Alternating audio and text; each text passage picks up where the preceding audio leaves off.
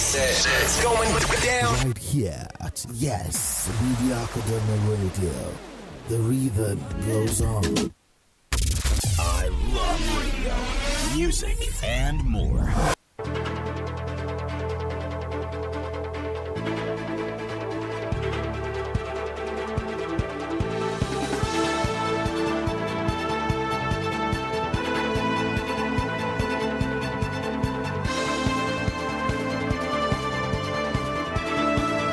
Good afternoon and thank you for joining us on Global News, coming to you from the studios of Yes Ma Radio. In the headlines, Nigeria records 386 more COVID-19 cases, bringing total infections rise to 43,537. Still talking COVID-19, Lagos to reopen worship centers August 7th and 9th. 301 stranded Nigerians returned from U.S. Ondo State disquiet in PDP as Jegede Mimiko talks collapse. On the foreign scene, Australia imposes curfew on second biggest city. And in the world of sports, Atiku, Aregbesola, others celebrate Arsenal's FA Cup win. Now the news in detail. My name is Olatunde Ido. Nigeria has recorded 386 more cases of the novel coronavirus, bringing its total infections to 43,537. This is according to the nation's top disease control agency. In a tweet on Saturday night, the Nigeria Center for Disease Control (NCDC) noted that 4 more persons have died from the virus as recovery numbers hit 20,087. Just like yesterday's result, FCT topped states with new infections after reporting 130 fresh cases, followed by Lagos with 65. Other states with new cases include Plateau 23, Rivers 15, Enugu 14, Nasarawa 12, Bayelsa and Ebonyi 11, Ekiti 9, Oyo and Edo 8, Abia 6, Ogun and Katsina 3, Imo and Adamawa 1. The Lagos State Governor Babatunde Sanwo-Olu says places of worship in the state will be reopened from the 7th of August. Sanwo-Olu disclosed this during a briefing on COVID-19 at the State House in Marina. While mosques will be reopened next week Friday, the governor said churches will follow suit on Sunday, August 9th. According to him, religious leaders must make available hand sanitizers, thermometer guns, adding that the state government will ensure that social distancing is maintained. The governor reiterated that places of worship are only permitted to have their regular once-in-a-week service as on designated day. Let's listen to Governor Babajide Sanwo-Olu.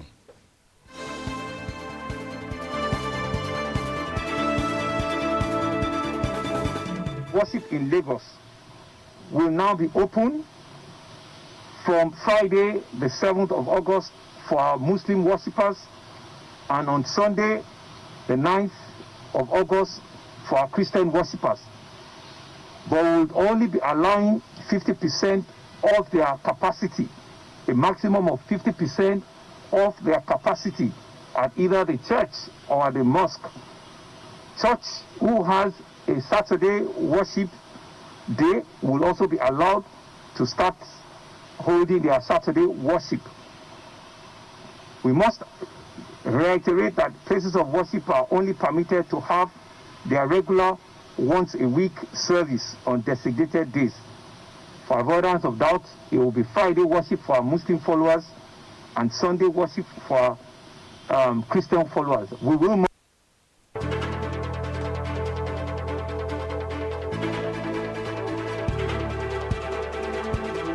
The Socio-Economic Rights and Accountability Project (SERAP) has asked the Federal High Court in Abuja to order President Muhammadu Buhari to publish the details of loans that have been obtained by his administration since May 29, 2015. In a statement by its Deputy Director, Kolawole Oluwadare, SERAP also said the details of the interest rate on such loans, the total amount of debts that have so far been incurred by the government, and details of the projects on which the loans have been spent. It made the request in a suit marked FHC/ABJ/CS/785/2020 filed before the court in the nation's capital. Also joined as respondents include the Attorney General of the Federation and Minister of Justice Abubakar Malami, Minister of Finance, Budget and National Planning Zainab Ahmed, and Director General of the Debt Management Office Patience Onoha. However, no date has been fixed for the hearing of the suit. The National Assembly had approved a loan of 850 billion naira and another $22.79 billion loan requested by the President for government projects and others.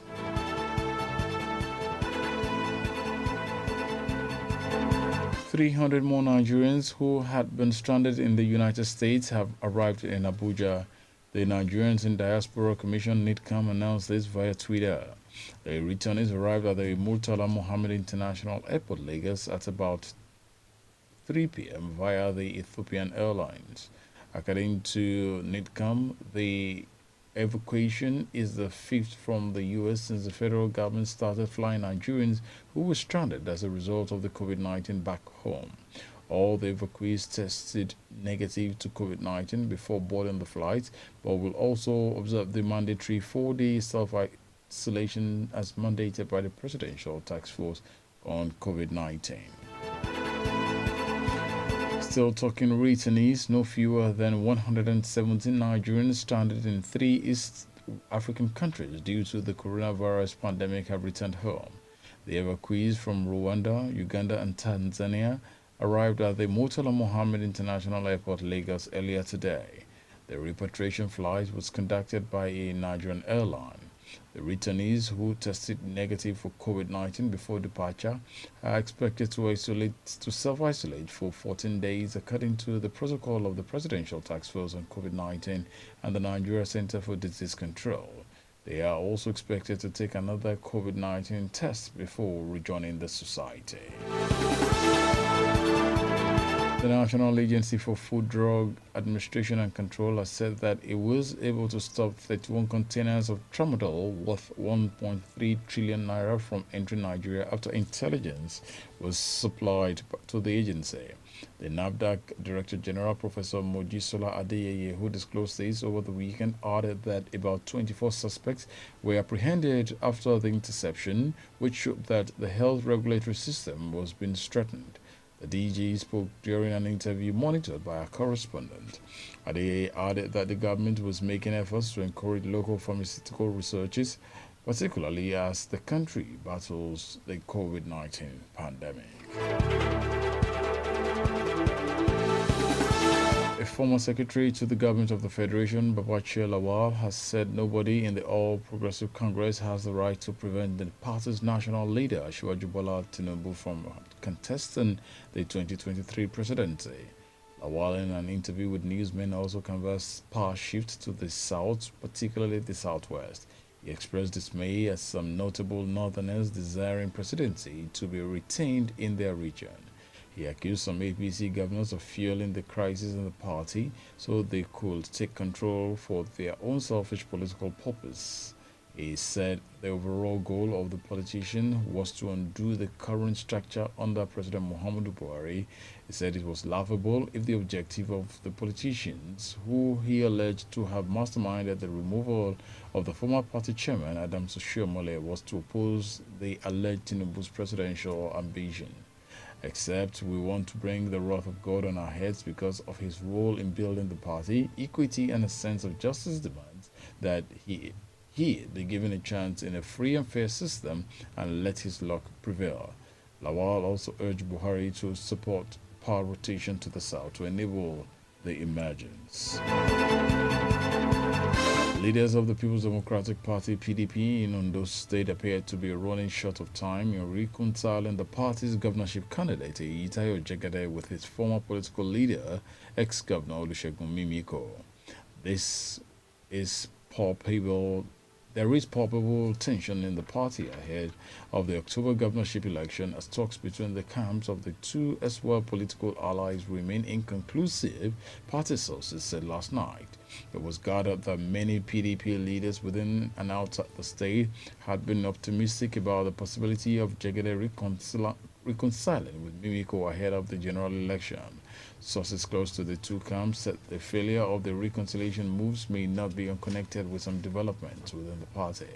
While Mimiko had allegedly made it clear he was not prepared to rejoin the PDP just yet, it was believed that he was willing to help Jegede defeat Akeredolu, who has also met the former governor to ask for his support. Still staying in Ondo State Governor Oluwarotimi Akeredolu has debunked social media reports that he had concluded plans to drag his predecessor, Dr. Olusegun Mimiko, to the Economic and Financial Crimes Commission (EFCC). Akeredolu said he never threatened to expose Mimiko, whom he described as a friend of over 4 decades, to the EFCC. The Ondo governor described the report as untrue and utterly mischievous. He said it was a cleverly lit path for two friends to engage in needless mudslinging. On the foreign scene, Australia imposed an overnight curfew on its second largest city today and banned people from moving more than 5 kilometers from home in a bid to control a growing coronavirus outbreak that is infecting hundreds daily. Declaring a state of disaster, Victoria Premier Daniel Andrews said Melbourne will move to Stage 4 restriction on September 13, given unacceptably high level of community transmission. The harshest rules in Australia to date will see city residents face a curfew from 8 p.m. to 5 p.m. for the next 6 weeks. Only those carrying out essential work or seeking or providing care will be allowed out. Melbourne residents will be limited to an hour of exercise a day, no further than 5 kilometers, which is about 3 miles from home, starting tonight. Only one person per household will be able to shop for essential items each day, also within the same strict radius. And quickly going straight to the world of sports, accolades have been pouring in from different parts of the world for English club side Arsenal FC after it gallantly gunned down its 14th FA Cup when its captain Pierre-Emerick Aubameyang struck twice to beat Chelsea 2-1 in the final on Saturday. Notable Nigerians, including religious leaders and politicians, as well as other football enthusiasts, have since painted social media red, showering encomiums on the Gunners, who gave Frank Lampard's men an unforgettable beating at an empty Wembley Stadium last night. It had earlier reported that Christian Pulisic gave Chelsea the dream start, but the Blues unraveled after Aubameyang was brought down by Cesar Azpilicueta inside the area and converted the resulting penalty. A brilliant finish from Aubameyang 23 minutes from time then earned Mikel Arteta silverware in his first season as Arsenal balls before Chelsea were controversially reduced to 10 men when Mateo Kovacic was shown an extremely soft second yellow card. Arteta had gained plenty of plaudits for his tactical nous during his first 8 months in a managerial role, and the Spaniard managed to reorganize the Gunners during the first half-drink break to change the momentum of the game.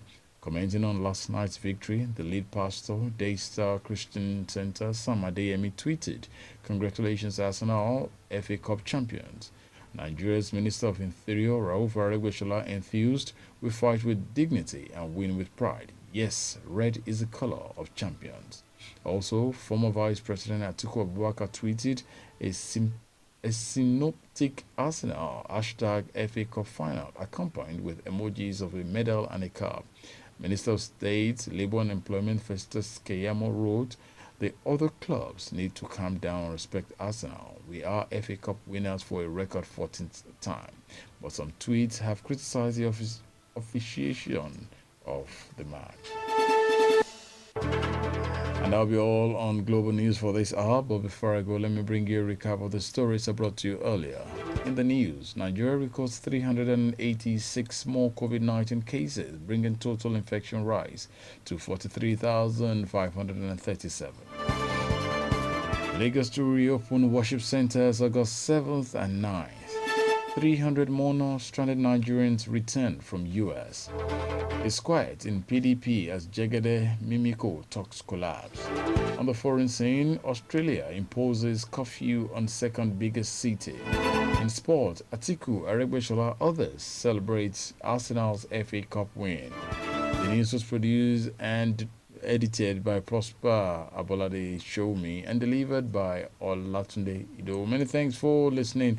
Do join us by 6 p.m. for our comprehensive news package. On behalf of the entire transmission team, good afternoon.